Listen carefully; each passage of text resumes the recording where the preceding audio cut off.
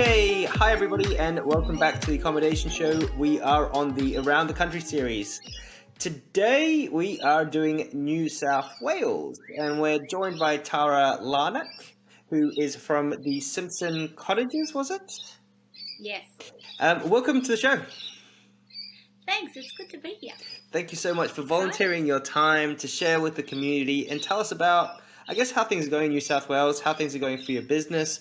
I really genuinely enjoy meeting new people, and when I saw you and you had a big smile on your face, it makes my job really fun, so thank you. Thanks. That's all right. Cool. So look, let's just get into it. Give us a bit of context as to where you're at in the accommodation space, how long you've been in it for, and then we'll talk about how your last year has been. So we've got a little cottage, a 3-bedroom cottage, and it's self-contained. It's in Bundeena, an hour or so south of Sydney. And it's considered a suburb of Sydney, but it's like a little country village. And we have been renting it out for 10 years. We stayed here and fell in love with it, and the planets aligned, and now I get to share it with everyone else. That's amazing. And when you first started off, was it already sort of a B&B, or did you build it on, or how did that look? No, it was already a B&B, which was made it so easy because it was walk in, walk out, ready to go. That's awesome. And then we've built it up and done facelifts, but nothing particularly major. Yeah, cool. So, okay. So, and then in terms of people that are staying with you, what kind of people are staying? What do they look like? Is it couples or families? It's 3 beds. So we get families and over 35s usually, because it's a group of 6, and it's luxury for a Airbnb, and it's in the Royal National Park, so it's like being in the middle of the bush, and the young 20-somethings don't really want that rustic. They want to be able to have wild parties, so we have quiet, well-behaved guests. Yeah, that's great. How's the last year been, or even the last 6 months? How did you go? So COVID hits, and what happened? So COVID hit in March, and we had a lockdown. And one daughter was very excited because she stayed here for the whole time and worked from home. And then we reopened, and we have been gangbusters since. Absolutely flat out. And every other boutique accommodation like ours have said the same thing. And so that's pretty much all the way from back then until now. You're just kind of pretty fully booked. Pretty much capacity. We were booked. We've been booked midweek, weekends, and like 2 weeks at a time, which is better than we'd ever done. So I'm hearing that a lot, and I kind of get it from actually both angles. There are some places that are super busy, some places that are not as busy as they'd like to be. What would you put it down to in terms of your particular circumstance? I think people don't really want to go very far. They want to sort of make the escape happen quickly, like they want instant gratification of getting away. And because they can just duck off, they've been trying to book at short notice, but we're too busy. And I think it's the convenience of not having to go for miles, but getting away from big crowds of people. Yeah, so have you guys had to change your cancellation policies around that? Like, is people still booking far in advance, and you can still have... We haven't changed it. People contact us to ask if we will refund, and I've said our policy is that we don't refund, but I'm really happy to reschedule. But I still understand that, if you can't come back in the next 12 months, let's talk, because it's more important to keep your relationships rather than, leave with a sour taste in your mouth and say, well, they weren't very helpful and never going back there.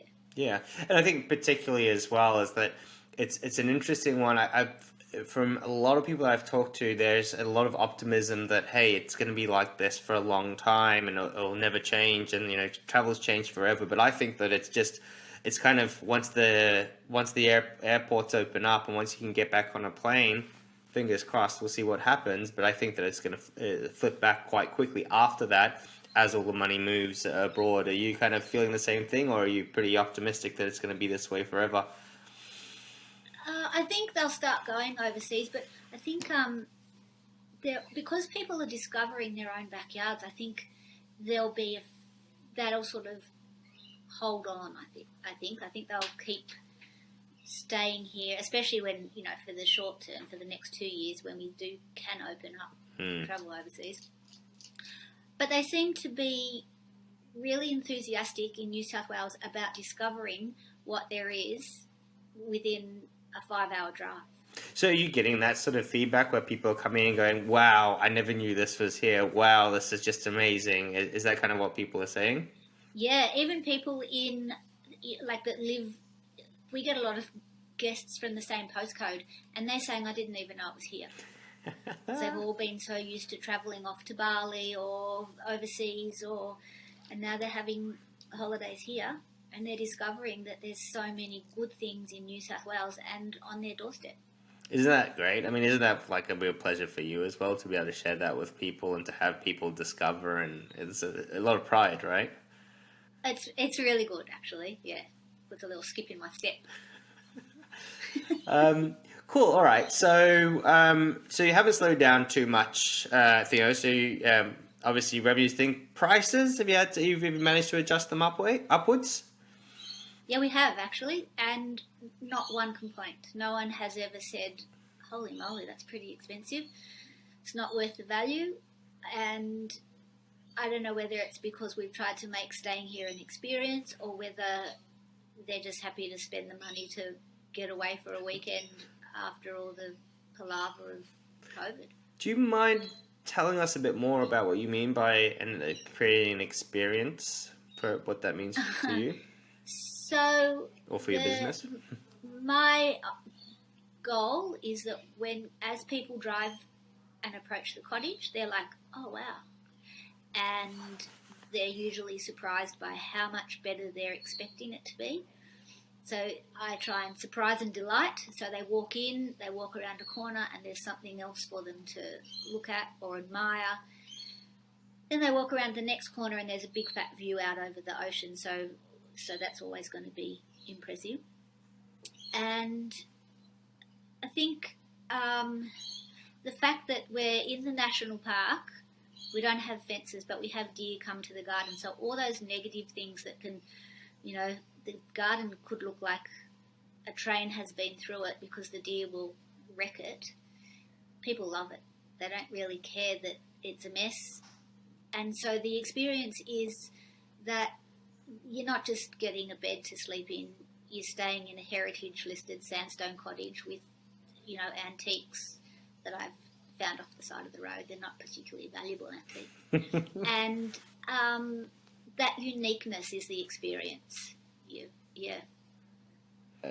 I was going to ask also, are there any sort of thoughts you've had around packages or upgraded experiences? Has that come into your mind over the past few months? Yeah, so packages have just sort of started to, people are saying, where do you recommend, what do you recommend? And I'm thinking it might be time to put packages together or put them in the website so they can check out and purchase them as they go. One of the things we do is we always leave a platter here in the fridge for when people arrive, and it's the best value, $30 I've ever spent, because they look like a picture and they don't necessarily expect it, and so they find the platter in the fridge and they're just blown away. And the other thing that I do that people love is, instead of leaving the obligatory bottle of wine, I've asked the sommelier to recommend wine. I don't really know much about wine. He's recommended the wine, and we put it in our cupboard, a cottage covered, we call it, and people can buy the wine and it's an honesty system, and they love it. And so I give them a $30 platter and they'll buy wine all weekend. They'll run out of wine and they'll buy wine all weekend. So it's a really great way to add a little bit of revenue. And so those sorts of things, packages, the wine. We also have tokens. So the tokens are little wooden tokens that are worth $10, and the local cafes will accept the token, and I go and buy them back for $8. So they go to the cafe, they buy $50 worth of coffee or breakfast, they get $10 off their bill, and they love those too. I don't know why my brain is just exploded. I love that idea. It's so difficult to form partnerships where generally what happens is you put a lot of work back onto the supplier. But what you've done there is you've said, you know what, supplier, this is no work to you at all. Don't stress about it. We'll figure that part out for you. That's genius. Absolutely love it. Absolutely love it. And nobody spends only $10. Yeah. So, but what's in it for the guests? So they get the token. They get $10 off their bill. But then they're paying you $8, or No, I go and buy it back. So instead of leaving a $50 platter, I leave a $30 platter and one $10 token. Oh, okay. So that's just a freebie on top It's just a little freebie for on the house. guest to give them a little bit of a head up. That's awesome. There's so many that's just completely opened something up that I've never heard of before done, and that people say, of course, we've been doing it for years, but that's genius. And I love the other thing as well, the artistry to it as well. I can imagine like the token, and it's kind of gone to a bygone era almost of the way that you might do things, bartering and trading and tokens, and not cryptocurrencies basically. So, what next for you? What do you feel like the next 3, 6, 12 months are going to look like for your business? So the next probably till the end of the year, we'll just keep booking the way we're booking, and then the next thing is any of the artists and artisans around the place are wanting to do workshops here. So we're thinking about offering people to be able to come for the day and learn something from the local ceramic maker, the local florist to make wreaths, and the people that live not too far away are really excited about it because it's a heritage listed property. They can come and experience and be in the garden because we've got a big picnic table that overlooks the water and the view, and they can come and spend time here without having to commit, a few $1,000s in a weekend or a week or whatever it is. And so that's the next way to get a bit of word out that Simpson Cottage is here, and midweek, a little bit of midweek revenue. Yeah. Because midweek bookings are always a bit slow. That's something that's really big as well, and something that's growing. There's a real sense that people want to support local. Okay, that's known. That's a fact. And in a globalized world, people want to support their neighbors. They want businesses to thrive and to do well. If you're paying it forward to your local community by getting artists more work, by displaying their artwork, selling their artwork, getting them involved with your business, then you're genuinely paying it forward to them and helping them out and helping out the local community. And that will always go two ways. And the bigger problem that you're going to have is that you've only got the one cottage and not 10 of them as you build up this traction, right? And that sort of thing. Just a final couple of questions I'm really curious about. What percentage of so you've been doing this for 10 years. What platforms are you on? I've got my own website and Stays, and I don't know whether it stays anymore. Yeah. You never know. Yeah. It keeps changing. And Airbnb. Okay, and what percentage goes where in terms of your bookings? I reckon I'd be pretty close to 90% direct bookings. Okay. Yeah. So Airbnb And almost just becomes a lead funnel for you yeah, more than anything yeah, else yeah. on top of that. And somebody, there was one OTA that has listed me on their website because they're just about to launch and ask me to pay. And they didn't tell me, but they were pointing their website to my Airbnb listing, and they told me that I got 3 listings off Airbnb, and so I don't know whether that's a fact, but if it wasn't, if maybe they booked me for 3 times, I don't know, but if they didn't, I wouldn't have had, I still would have been booked, I'd imagine, so it'd be even over 90%. I would take a random guess that they got 3 clicks to Airbnb. That would be my biggest guess. It's really hard. They were a bit cheeky, actually. I was a bit like, ooh. It's actually funny. I think there's a topic there that a few people within our group are starting to talk about, are these sort of micro OTAs that are setting up and maybe delivering different promises. And there is room for an Aussie OTA. I know it for sure, and I think that it should be built. And look, I'm all a proponent of doing that. Just find the right people and the right networks to do it. It needs to happen, and it will happen. But yeah, there is that kind of stuff. Look, I'm going to keep it short and sweet. I think it's good for everyone. I think it's great to be able to check in with people from all around the country and to share their experiences.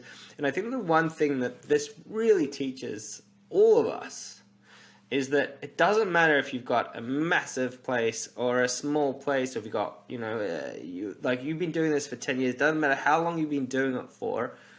There's always value in learning from each other. And even I've been doing this for a long time, and you've shared new ideas with me. So I really appreciate it. I appreciate your time that you've took to come out and to do this. And look, is there anything that the community can do for you? They can just keep sharing their information because it's so valuable. Yeah. Somebody mentioned packages the other day, and I'm like, oh, that's a great idea. Yeah.